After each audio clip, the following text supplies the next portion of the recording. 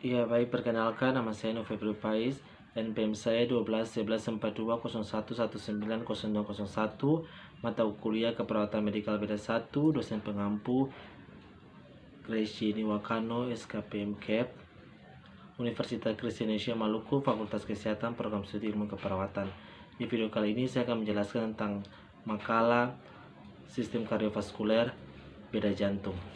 Ya baik, jantung merupakan pusat dari sistem peredaran darah makhluk hidup.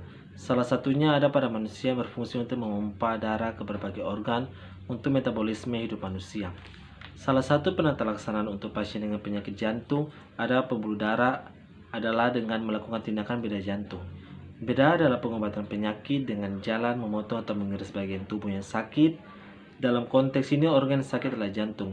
Beberapa jenis beda jantung diantaranya pembedaan koronari arteri, bypass grafting atau CABG, pembedaan untuk menangani kecacatan katup jantung, dan pembedaan pada penyakit bawaan. Tujuan penulisan makalah ini untuk mengetahui tentang asuhan keperawatan sistem kardiovaskuler beda jantung. Ya baik, selanjutnya asuhan keperawatan pada Tuan S dengan gangguan sistem kardiovaskuler, kasus penyakit beda jantung di ruang beda laki, RSUD Dr. M. Haulusi. Iya, mahasiswa mengkaji November Pais, NPM 12 11 42 01 19 ruang atau kamar beda laki, kamar nomor 5, tanggal masuk 31 Oktober 2020, tanggal pengkajian 31 Oktober 2020, waktu pengkajian jam 10.15 WIB.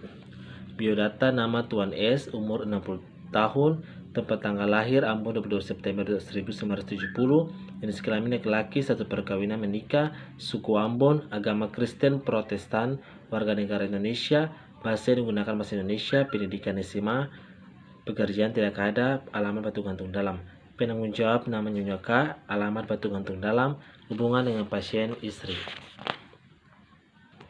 Iya baik, keluhan utama. Pasien mengatakan nyeri pada dada dan sesak sejak 2 hari yang lalu.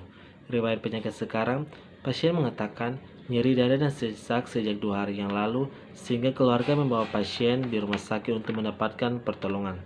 Setelah mendapatkan pertolongan pertama kali di IGD, pasien dipindahkan di ruang beda laki. Riwayat penyakit dahulu, di mana dalamnya ada penyakit yang pernah diderita, obat yang biasa dikonsumsi, riwayat alergi, alat bantu yang digunakan, dan riwayat pekerjaan.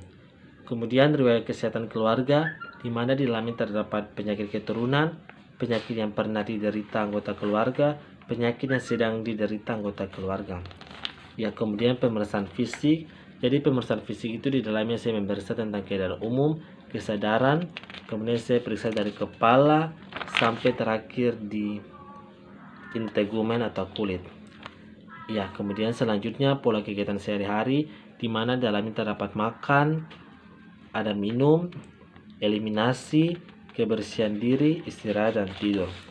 Kemudian yang berikutnya dalamnya ada psikososial, di mana ada sosial atau interaksi, konsep diri, spiritual. Kemudian ada tanda-tanda vital, kemudian ada pemeriksaan penunjang, di mana yang saya ambil yaitu pemeriksaan laboratorium, di mana dalamnya ada pemeriksaan eritrosit, HB, HCT, MCF, MCHC, RDW, jumlah trombosit, PCT, PDW, jumlah leukosit, neutrofit, limfosit, monosit, esofil, basofil, serta golongan darah. Ya, kemudian berikutnya klasifikasi data, di mana dalamnya ada data subjektif dan data objektif.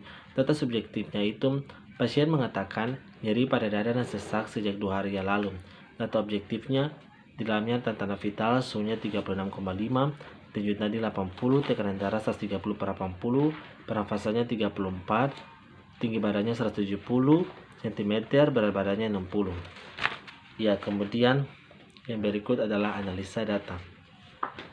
Ya, kemudian selanjutnya rencana tindakan keperawatan, di mana dari diagnosa tersebut ada 3 rencana.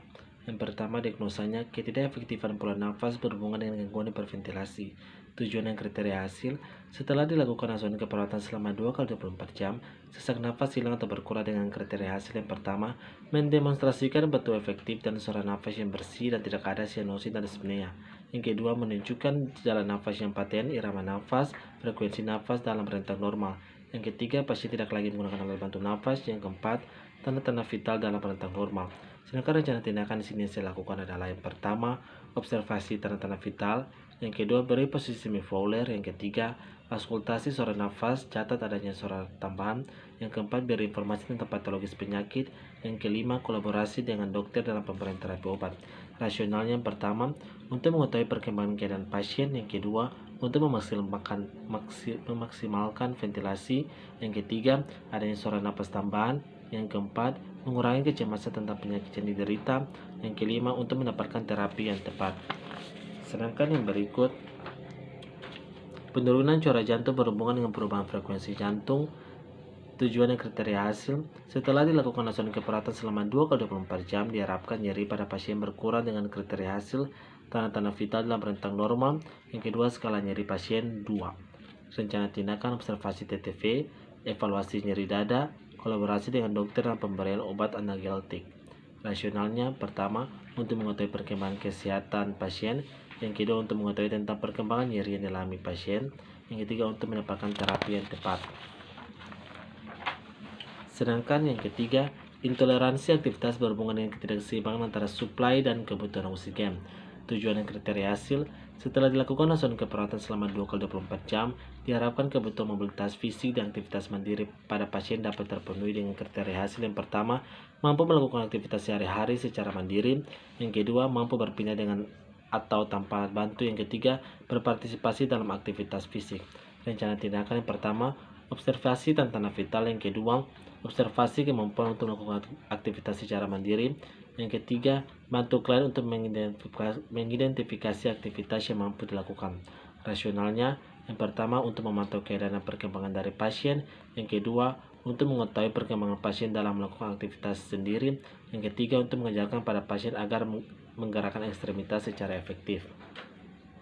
Yang kemudian berikut tindakan keperawatan. Yang pertama, tanggal 3 November 2020, waktunya jam 2 siang sampai jam 3 sore. Tindakan yang saya lakukan itu yang pertama, memberikan posisi semi-Fowler, yang kedua, mengauskultasi suara nafas, catat adanya suara nafas tambahan, yang ketiga, mengobservasi TTV, yang keempat, mengobservasi status pernafasan. Yang kemudian tanggal 4 November 2020 jam 8 pagi sampai jam setengah 10, tindakan keperawatan yang saya lakukan yang pertama, mengobservasi tanda-tanda vital, yang kedua, mengevaluasi nyeri dada. Kemudian tanggal 5 November 2020 jam setengah 12 sampai jam 1 siang, tindakan keperawatan yang saya lakukan yang pertama, membantu pasien dan keluarga untuk mengidentifikasi kekurangan dalam beraktivitas. Yang kedua, membantu pasien mengidentifikasi aktivitas yang mampu dilakukan. Ya, kemudian evaluasi. Yang pertama, tanggal 6 November 2020, data subjektifnya setelah dilakukan asuhan keperawatan, pasien mengatakan pasien masih sesak. Data objektifnya keadaan umum lemas, kesadaran kompos mentis, pasien tampak pucat akral dingin, pasien berbaris semi-Fowler, pasien memakai O2, dan tanda vitalnya tekanan darah 130/80, nadi 80, suhu 36,5, pernafasan 34. Masalah belum teratasi, intervensi dilanjutkan. Sedangkan yang kedua, setelah dilakukan tindakan keperawatan, pasien mengatakan masih merasakan nyeri pada dada dengan kualitas tertusuk-tusuk, skalanya 5, waktunya 3-5 menit atau hilang timbul. Yang data objektifnya, pasien tampak terlihat pucat dan lemas, tanda-tanda vital tekanan darah 150/90, nadi 90, suhu 36,5, pernafasannya 34 kali per menit. Asesmennya atau A, masalah belum teratasi, planning, intervensi dilanjutkan. Sedangkan urusan ketiga, data subjektifnya TS, setelah dilakukan tindakan keperawatan, pasien mengatakan belum bisa beraktivitas secara mandiri dan masih merasakan lelah. Data objektif, keadaan umum lemas, kesadaran kompos mentis, sulit bergerak, makan minum dibantu oleh keluarga. Asesmennya, masalah teratasi, B, planning intervensi dilanjutkan.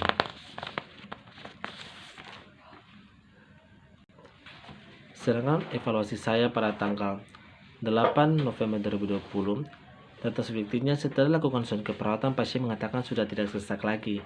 Data objektifnya keadaan umum baik, pasien tidak pucat, akral hangat, pasien berbaris semi-Fowler, tanda-tanda vitalnya semuanya merentang normal, tekanan darah 130/80, nadi 60, suhu 36,5, pernafasannya 22 kali per menit. A, atau asesmennya masalah teratasi, planningnya intervensi dihentikan. Sedangkan tanggal 8 November 2020, setelah dilakukan tindakan keperawatan, pasien mengatakan nyeri mulai berkurang. Itulah data subjektif.